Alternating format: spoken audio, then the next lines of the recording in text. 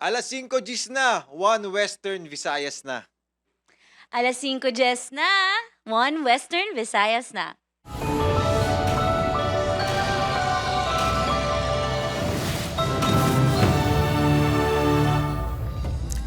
Mga balitang atong tutukan subong nga Miyerkules bangod sa asud-asud nga pagsaka sang presyo sang gatong saka sa pletihan ipatuman sang LTFRB.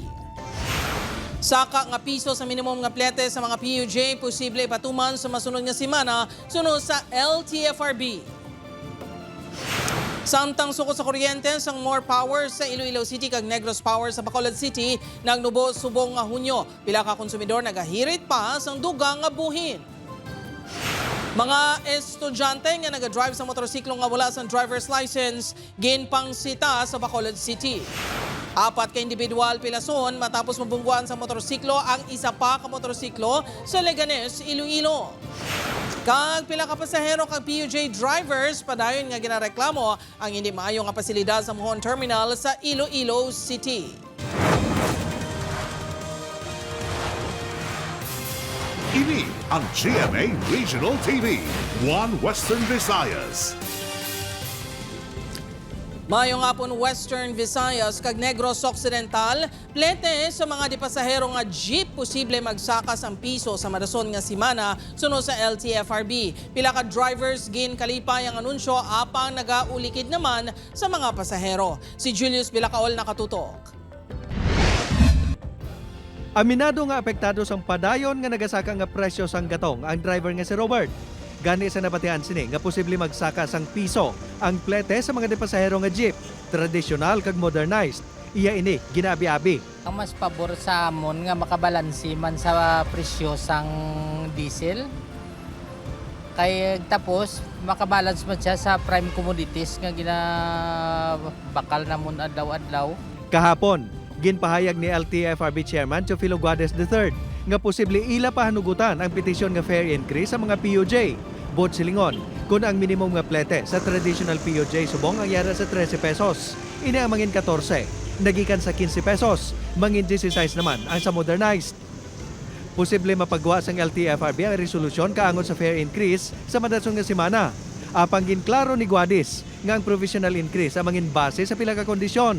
Kabahin diri ang pagsaka sang presyo sang Dubai oil sa $80 per barrel. 1 peso across the board. Pero that's all. Wala yung per kilometer na increase. Flat rate lang muna. Masyado mabigat pag may Masyado nang mabigat sa mga consumers. Kung magtupa ang piso nga saka, bastante na ini para kay Robert. Hindi man sini gusto mahula ng mga pasahero kay may himata man siya nga mga commuter. Amo man sini ang reaksyon sa driver nga si Randy nga nagasimpatiya man sa mga pasahero. Kay man unta saka ang krodo tatik siyempre sa amon daw okay naman na sa amon. Daw hindi naman na mabugat gid sa tawag. Apang para sa Iloy nga si Azucena nga may 4 ka kabataan nga nag-eskwela, mabugat sa gihapon ang piso nga saka sa plete. Gani panawagan sini sa gobyerno. Sa gasolina, hindi man magsaka kay kung magsaka ang gasolina, syempre ang pasahe masaka man. Ang LTFRB 6 pinaagi sa legal officer sini nga si Attorney John Altura, hindi pa makahatag sang komento bangod wala pa sang formal nga order. Ginato na naman subong sang LTFRB ang petisyon sa saka sa plete sa mga bus. Ang mga taxi ang may pending man nga petisyon para sa saka sa flag down rate, apang wala pa man sang aksyon ng ahensya. Upod kay Marvin Lauderes, Julius Bilacaol. 1. Western Visayas.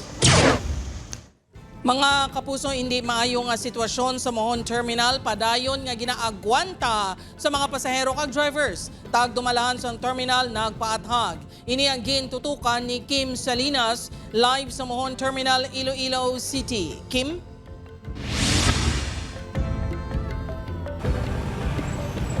Jert, problema sa comfort rooms kagiban pagid nga pasilidad sa Mohon Terminal ang ginpromisa. Sang tagdumalahan niya kayuho na pantubtob subong. Wala untat sa gihapon ang reklamo sa mga pasahero kag drivers.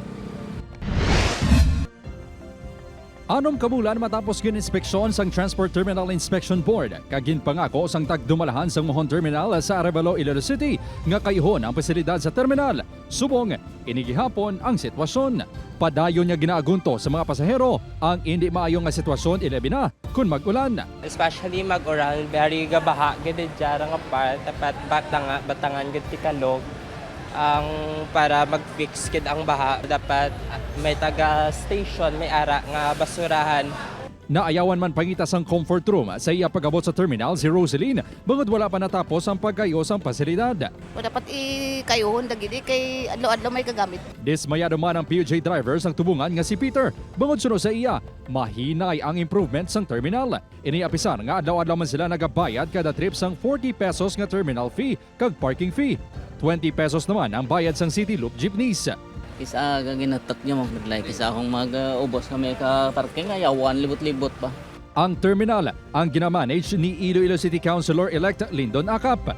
Wala sa mahatag nga kantidad si Acap kung pila ang kabugusan niya kita sang terminal kada adlaw. Apang ginpahayag sini nga kabahin kuno sini ang ginagamit para sa improvements sang ila terminal. Tanan servisyo naton hindi lang sa pag-improve sa aton comfort rooms, sa mga waiting area, no, sa departure area, sa arrival area, sa mga shed nga ginapatindog naton, sa mga personnel nga nagina-hire naton para bantayan sila. Sunod sa chairman sang Committee on Transportation sang Iloilo City Council, nakitaan sang madamo nga bayolasyon ang Mohon Terminal kag bus terminal sa Arevalo. Ini base sa inspection report sang Transport Terminal Inspection Board. Very extensive ang mga violations. Ang mga violations nga nakitaan and the compliance period. So, ang kopya na di was referred to the city mayor kay siya ang makaskid sa terminal operator. Wala sa gihapon mapasa ang report sang inspeksyon sa Tagba kag Ceres Terminal sa Haro. Patag ni Cabaluna nangin masako ang board.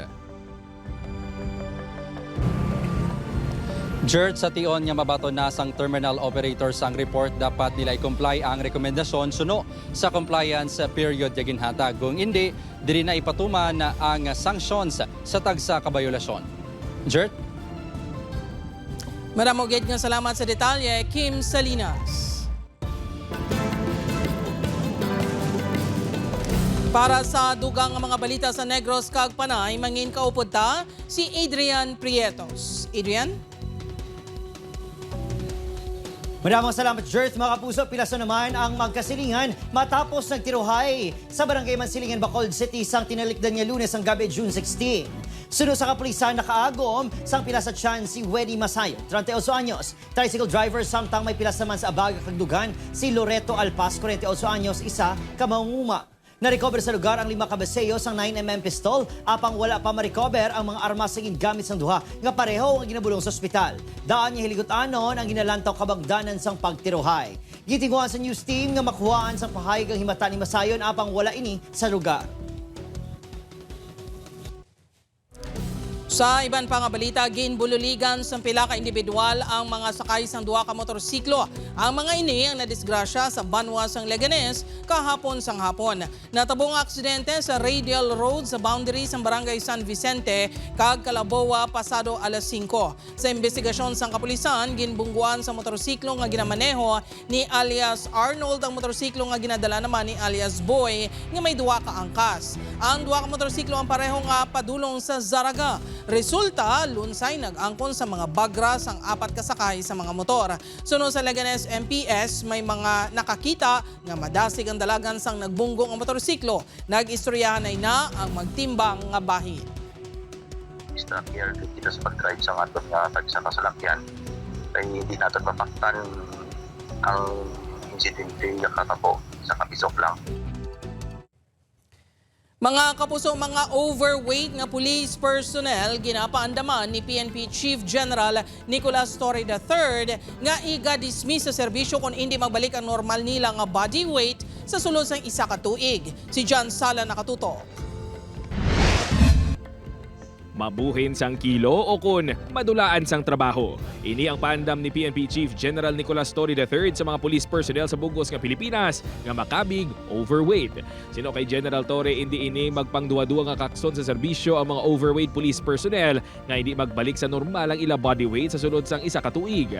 Sunod sa Republic Act 6975 o kun an act establishing the Philippine National Police under a reorganized Department of the Interior and Local Government, hindi dapat magnubo kun magtaas sa 5 kilo ang body weight sang isa ka police personnel sa ila kilo base sa ila height, edad kag gender. What if kung yung situation is kinanglan mo lagson through running ang isa ka suspect, paano mo perform ang imong trabaho or paano mo siya padakop kung hindi ka physically fit. Tunga naman ang opinyon sa publiko angod sini. Suno kay Manang Michelle, wala nagabase sa kilos ang isa ka pulis ang ila pagpatuman sa katungdanan. Bisan tambo ka o maniwang kung active ka sa mga obligasyon mo sa imong obra, dapat may imun, amo dapat imun mo. Pero kung ano mo kuniwa ka, kung tamad ka malaman, hindi man puslan. Apang si Manong Benny naman, nagapati nga dapat physically fit ang isa ka pulis.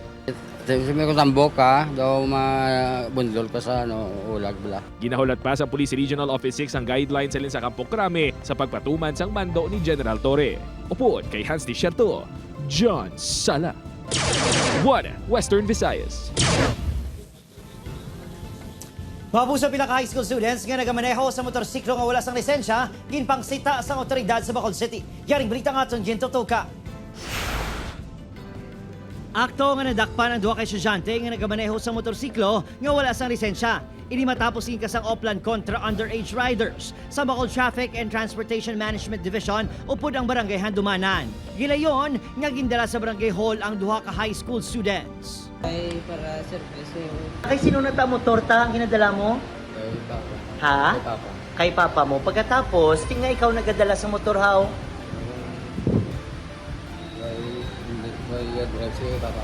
Ginpatawag ng ila ginikanan kag ginpahanumdom sa mga ini ang ila responsibilidad sa pagbantay sa ila kabataan, ilabi na sa pagmaneho nga wala sang lisensya. Nakasaad sa Section 19 sa Republic Act No. 4136 ukol Land Transportation and Traffic Code nga ginadumilian ang pagmaneho sa motorsiklo sa mga nag-edad 17 anyos panubo. Nasaad man sa layin nga may atubangon nga pinalidad ang mga ginikanan ukod guardian sang mga minor nga madakpan nga nagamaneho sang salakyan ukod motorsiklo. Ini sa karon ang tutugan man sang barangay Handumanan. Karon kung bata na ang madala, di ko maaksidente karon sino na aton pasabton. Mga ginikanan niya ka, anong warning kasi sila ka? Ang mga yes, oo. Actually sa mga ginikanan kadako-dako subong sang role nga gina spread out. Bangod bukas ng klase, mas hugton pa ang pagmonitor sa mga nagamaneho nga minor de edad kag wala sang lisensya nga kalabanan mga estudyante.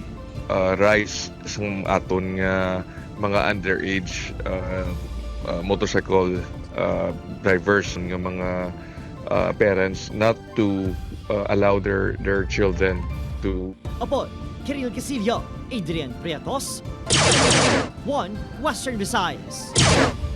Mga puso, sa ika-75 anibersaryo sa GMA, 75,000 pesos ang dagaan sa mga maswerteng winners sa sa Week 1 to Week 4 sa Kapuso Big Time Panalo Season 3. Sa Week 1, may tagdaog sang tag 1,000 pesos nga taga Iloilo kag Bacolod. 7,500 pesos naman sa isa ka taga Negros Occidental. Si Gerard Francis Cruz sa Manila ang nagdaog sang 75,000 pesos. Sa Week 2, may nagdaog sang tag 1,000 pesos nga taga Iloilo kag Bacolod. Si Minerva Campo Redondo sang Laguna ang nagdaog sang 75,000 pesos. Mga puso, tubtob July 11, 2025 pa, pwede nga magpadala sang entries ganing magbakal na sang participating products kag mag-intra na. Maghalong sa fake news, fake Facebook accounts o kung scam text. Magtutok lang sa GMA o kung i-follow ang GMA Promos sa Facebook kag TikTok pages. Ukon, pwede man magbisita sa microsite sang GMA Promos para sa kompleto nga mechanics pati man announcements.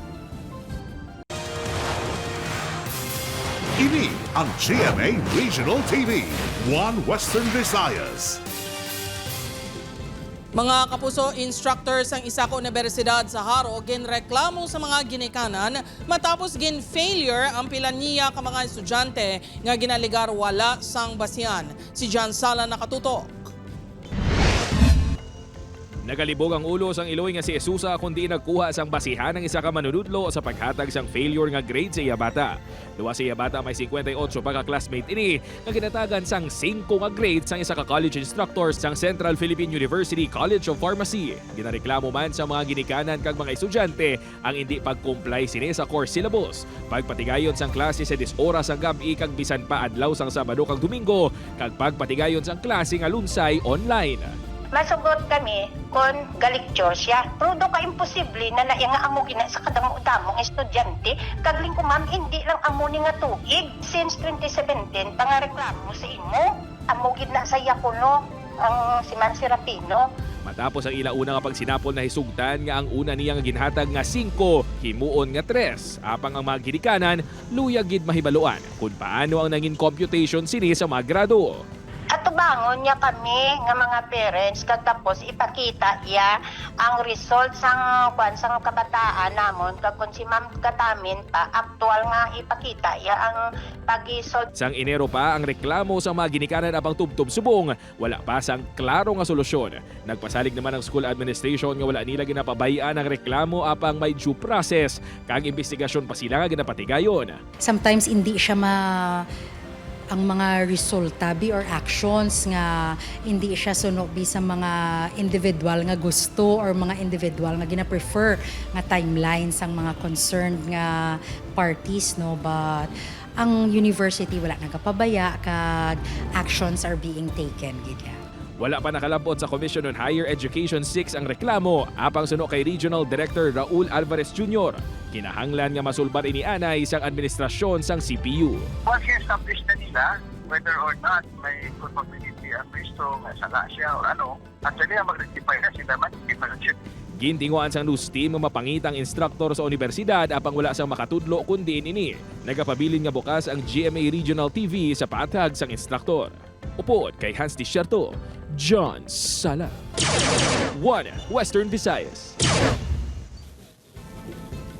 Mga puso babae nga nasalaan niya kawatan, ginhigot sa puno sang kahoy sa Bacolod City. Samtang mga individual nga may aras sang mental health problem, ginatutugan sa isa ka pasilidad sa New Washington, Aklan. Yaring balita nga itong gintutugan.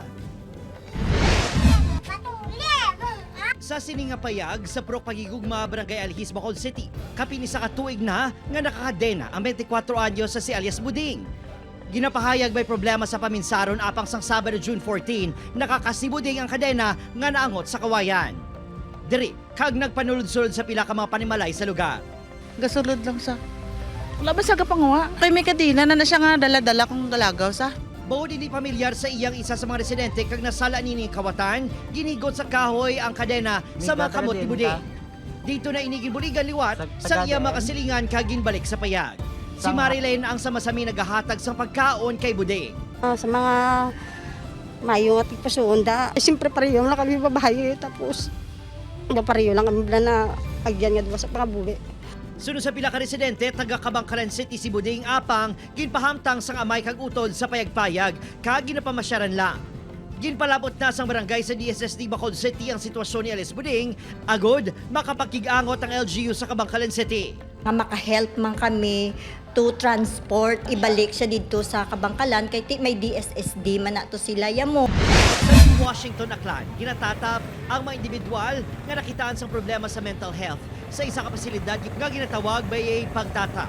Sa sunod sa 14 diyas kapag paidalom sa nagkakaigo nga intervention, iga-assess kung sarang ibalik sa komunidad ang pasyente o kung kinahanglan ay paidalom sa mas mataas ka level sang pagpabulong. Meron din kasi tayong psychiatrist dyan, so on board sila dito.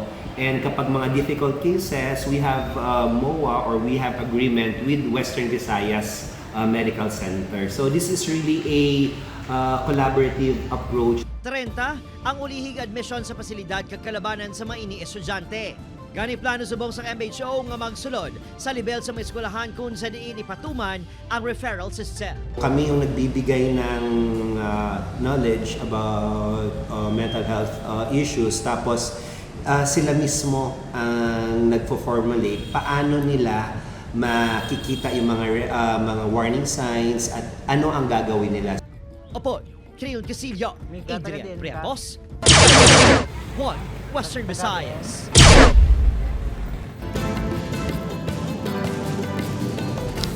Mga kapuso, nasapuan nga patay sa sulod sang iya kwarto ang 18 anyos nga babae sa barangay Ingay, Tubungan kagabi. Suna kay Police Captain Alberto Mangilimotan Jr., officer in charge sang Tubungan Municipal Police Station, natingala ang iloy sini nga wala pa nakagwa sa kwarto ang iya bata, rason iya ginkantuan. Tungod nakalak ang portahan, nagsulod ang iloy paagi sa bintana. Gilayon nga ginpukaw ang dalaga pero wala na nagahulag.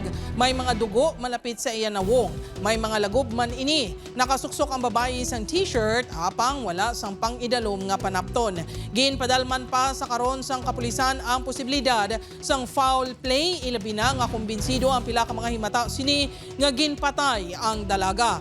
Buwas na talana nga ipaidalom ini sa autopsy. Niaragis man sir nga nakita nga daw pilas pero dugong ito sir nga pinagsa sa tubay para man ang utod siya man makahambal gani nga way hindi pilas. Hindi ta makakonclude nga may foul play unless kung ano ang maging resulta ba sir sa aton nga autopsy.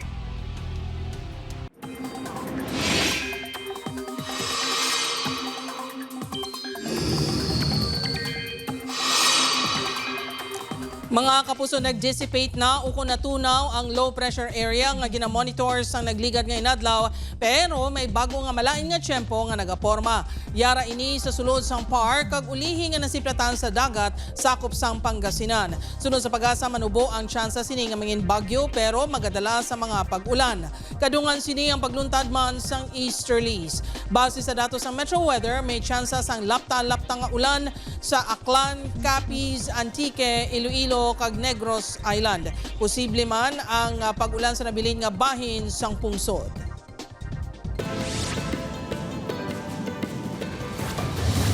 Masobra 2 milyones pesos nga balor sa suspected shabu ang nakuha sang kapulisan sa duha ka mga pangayaw nga lalaki sa drug buy bust operation sa barangay Tansa, Esperanza City proper. Ginkilala ang nagkalatakpan kanday alias Jerbel, 41 anyos, sa barangay Dawis Dingle, kag alias Sander, 37, sa barangay Malipayon City proper.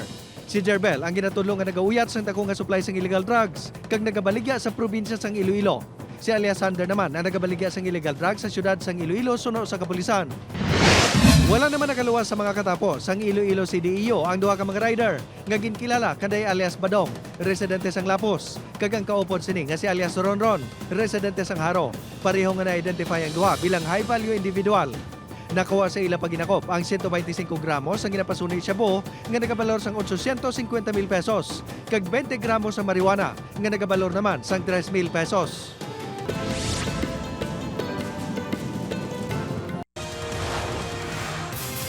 Ini ang GMA Regional TV, One Western Visayas.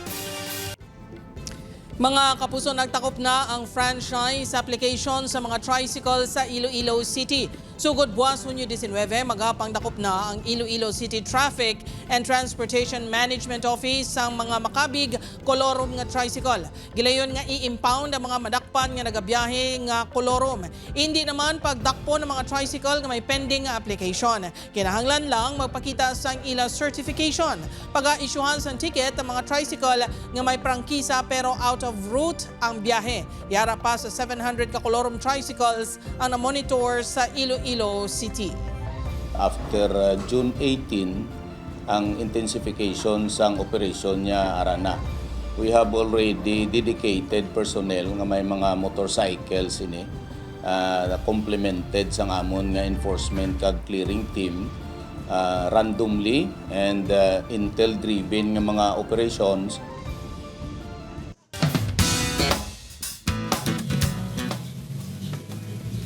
Esta Sec 2, mansig preparar na ang mga karakter sa Encantadia Chronicles Sangre para sa isa ka madakong agyera. Nasabat naman kagabi kun nga makadto sa kalibutan sa mga tao ang karakter ni Sanya Lopez nga si Sangre Danaya. Ihanda ang aking tagapagmana? Hindi ba't inihanda ko na nga si Gaya? Sundin niyo ang aking utos! Wala ni isa sa inyo. Mapusog pakilala na si Hara Cassandra Sanglireo nga karakter ni Michelle D. Luyag sini nga magpadulong ang pamilya ni Danaya sa kalibutan sang mga tawo. Wala sila makahibalo nga nakaistorya na si Cassandra kag Bathalumang Cassiopeia nga karakter ni Manny Solan Yusaf na hanungod sa kapalaran sang anak ni Danaya. Ang anak niya nga si Gaya, played by Cassie Lavarias, temprano nga mapatay. Nakita ni Cassiopeia nga ang ikaduhang anak ni Danaya nga si Tera, played by Bianca Umali, amo ang magasalbar sa Encantadia kag mangin tagapangalaga sa brilyante ng lupa. Magapanghanda man ang mga taga Miniave sa pagpanguna ni Kera Mitena, played by Rian Ramos. Ginreveal man sa episode niya si PBB Celebrity Collab housemate Mika Salamanca amo si Anaka. Samtang ang pilot episode mga kapuso sang Sangre sang Lunes may masobra 2.5 million views sa YouTube. Bantayan ang Sangre kada 8 p.m. pagkatapos sang 24 oras sa GMA Prime. Presyo sang kuryente sa Iloilo City nagnubo subong nga Hunyo. Pagnubo sa presyo sang kuryente, ginpatuman man sa Bacolod City kag pila ka lugar sa Negros Occidental. Si Julius Bilacaol nakatutok. Mas manubo nga presyo sang kuryente ang pagbayaran sa mga konsumidor sang More Power subong nga Hunyo. Ini matapos nagbuhin sa 61 sentimo sa sukot sang kumpanya sa kada kilowatt-hour sang kuryente sa residential consumers. Halos kalahati ng ating supply for this month ay sinurse natin sa WESM kasi doon po may murang presyo ng kuryente. Nakabulig man diri ang pagnubo sang presyo sa mga source nga may bilateral contract sa More. Konsumahon sa mga nagakonsumo sang 100 kilowatts kada bulan. Ang ila balayran ang magabuhin sang 61 pesos. Ini ang ginabay-abi naman sa mga konsumidor. Pareho sa isa katalyer. Ngayara sa ginabulubanta 7,000 pesos ang bulanan nga bill sa kuryente. Mula magaan gawang balayran mo kada bulan. Dako may ma-save ka pa. Sa pihak sini, ang iban nga konsumidor nagahandom nga labi pagin nga magnubo ang presyo. Tani, sige-sige na natani nga magbuhin man ang ilang balayran sa kuryente. Eh siyempre kung dako man daan sir, nabudlayan man kami mo. Sa Bacolod City, nagnubo man sang 55 sentimos kada kilowatt-hour ang residential rate sang Negros Power subong nga Hunyo. Ang 11 pesos kag 69 centavos per kilowatt-hour nga sukot sang Mayo, nahimo na lang nga 11 pesos kag 14 centavos subong nga Hunyo. It's relatively because ari na tanong sulod daw mas bug na nga silpong itong sa mga ulan-ulan. So nagdagamay man ang demand sa kabilugan sa grid ang supply sa bastantes. Bangod sini, 55 tubtob 110 pesos ang savings sa mga nagakonsumo sang 100 tubtob 200 kilowatts sa isa ka billing cycle. Mas maayo pa rin dali kung magnubo pa rin. Kaya makaminus-minus man na. Dapat gid nga magnubo kay para nga maka-ekonomiya man kami eh. Kay kung siyempre kung magtaas karon kadako-dako na ginayayawan ta na. Sa bahin sa mga electric cooperative, hindi pa sa karon madeterminar ang mga paghulag sa presyo sang kuryente. Upod kay Marvin Lauderes, Julius Bilacaol. 1. Western Visayas. Mapuso ginaselebrar sa buong adlaw ang ika-87 nga Charter Day sa Bacolod City ukon ang pagtukod sa syudad sang June 18, 1938. Kaya sa aga, nagpatigayon sang parada halin sa Bacolod City Government Center palibot sa mayor nga mga dalanon. Isa sa mga highlight ang Barangay Festival Dance Competition kung sa diin gindeklarar nga kampyon ang Sambod Festival sang Barangay Banago. Pasindugan man ang mga ginakabig modern day hero sa syudad karon sa gabi.